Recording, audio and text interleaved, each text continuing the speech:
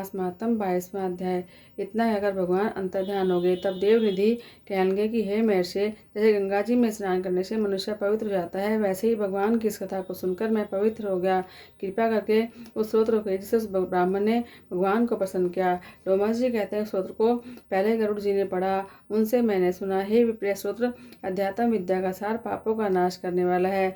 वासुदेव सर्वव्यापी चक्रधारी सज्जनों के प्रिय जगत के स्वामी श्री कृष्ण को नमस्कार है। जब स्तुति करने वाला जिसकी स्तुति की जाए तथा सभी जगत विष्णु में है, तो फिर स्तुति किसकी की जाए? जिस भगवान के श्वास वेद है, फिर कौन सी स्तुति उनकी प्रसन्नता के लिए की जा सकती है? जिसको वेद नहीं जान सकते, न वाणी न मन जान सकता है, उनकी स्तुति में अज्ञानी क्या कर सकता है? सारा अचर अचर संसार जिसकी माया से चक्र की तरह घूम रहा है, उसी से हे प्रभु आप चक्रधारी कहलाते हो। ब्रह्मा विष्णु आप ही हो। सारे संसार को उत्पन्न करने वाले ब्रह्मा को भी आपने उत्पन्न किया है। जब जी संसार को में आता है तो उसमें ज्ञान उत्पन्न होता है। तुम सब सुखों के दाता हो, इनमें कोई संदेह नहीं है। आपके संपूर्ण सुखों को देने वाली बुद्धि उत्पन्न की है।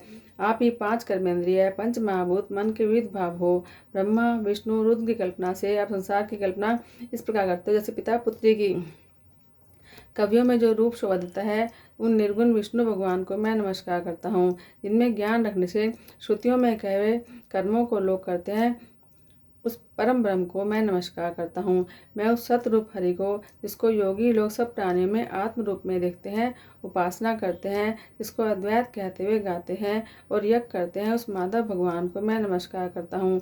मनुष्यों को माया तथा मोह में पैदा हुए विचित्र आभास, अहंकार और ममता को जानकर खो देते हैं, उन भगवान को मैं नमस्कार करता हूँ। संसार में मनुष्यों के मोह रूपी वायु से सदा भभकने वाली ज्वाला आपके चरण कमल की छाया पहुँचने से नहीं जलाती, जिसके स्मरण मात्र से मोह अज्ञान रोग दुख दूर हो जाते हैं, उन अनंत भगवान को मैं नमस्कार करता हूँ। जिसमें मिल जाने पर और किसी दूसरे की इच्छा नहीं रहती, उसको जानकर अद्वैतवादी आत्मा को देखते हैं। यदि विष्णु शब्द का अर्थ और उसके विषय का ज्ञान एक ही होता, तो इस सत्य से हे माधव इस संसार की माया में फंसकर तेरे ही ध्यान में रहता।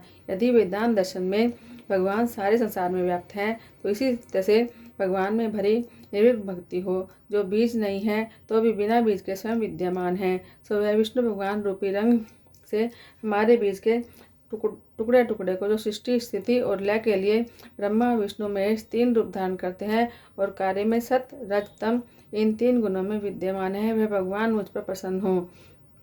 जो प्राणियों के हृदय रूपी मंदिर में निर्मल देव वास करते हैं, वह भगवान मुझ पर प्रसन्न हो।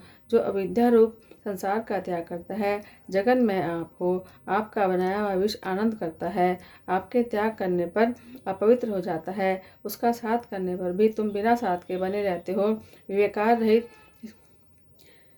रहित जिनके चारवाक पंचभूत योग से पैदा हुआ चैतन्य मानते हुए उपासना करते हैं। जैन लोग आपको शरीर का परिणाम मानते हैं और सांख्यवादी तुम्हें को प्रकृति से परे पुरुष मानकर ध्यान करते हैं। जन्म इत्यादि से रहित चैतन्य रूप सदा आनंद स्वरूप उपनिषद जिसकी महिमा गाते हैं। आकाश आदि पंच महाभूत देह मन बुद्धि इंद्रियां सब कुछ तुम ही हो, तुमसे अलग और कुछ नहीं।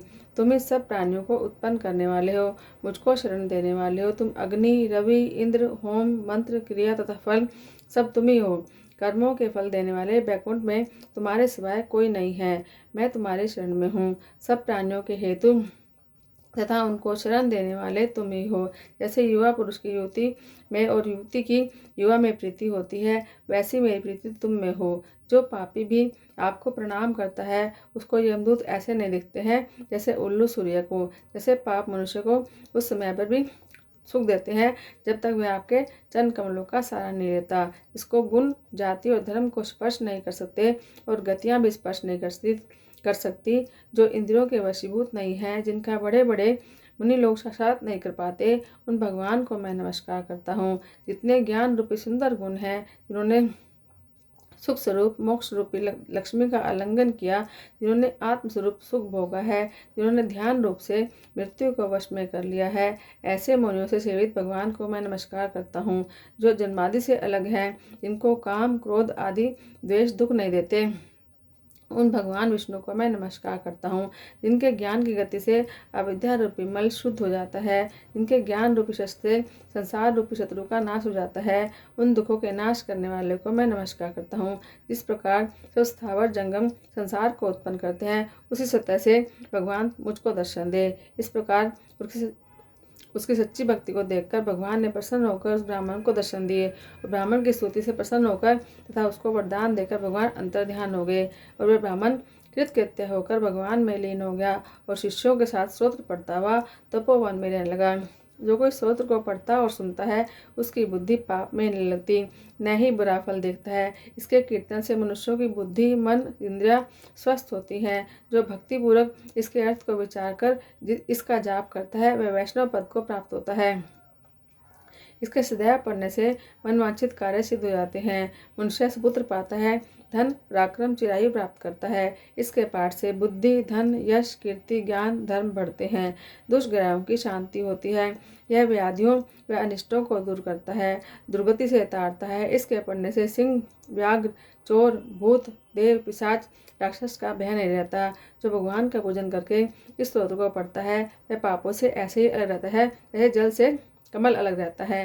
जो इस स्रोत को 1 काल, 2 काल या 3 काल पढ़ता है, वह अक्षय फल को प्राप्त करता है। जो मनुष्य सवेरे इस स्रोत का पाठ करता है, वह इस लोक और परलोक में अक्षय सुख पाता है। वेद द्वितीय का बनाया हुआ यह स्रोत भगवान को अत्यंत प्यारा है और भगवान का दर्शन कराने वाला है। योग सागर नामक यह स्तोत्र परम पवित्र है। जो कोई भक्ति पूर्वक इसको पढ़ता है, वह विष्णु लोक को जाता है और अपिशाच मोक्ष की कथा कहते हैं। बोलो श्री सच्चिदानंद भगवान की जय।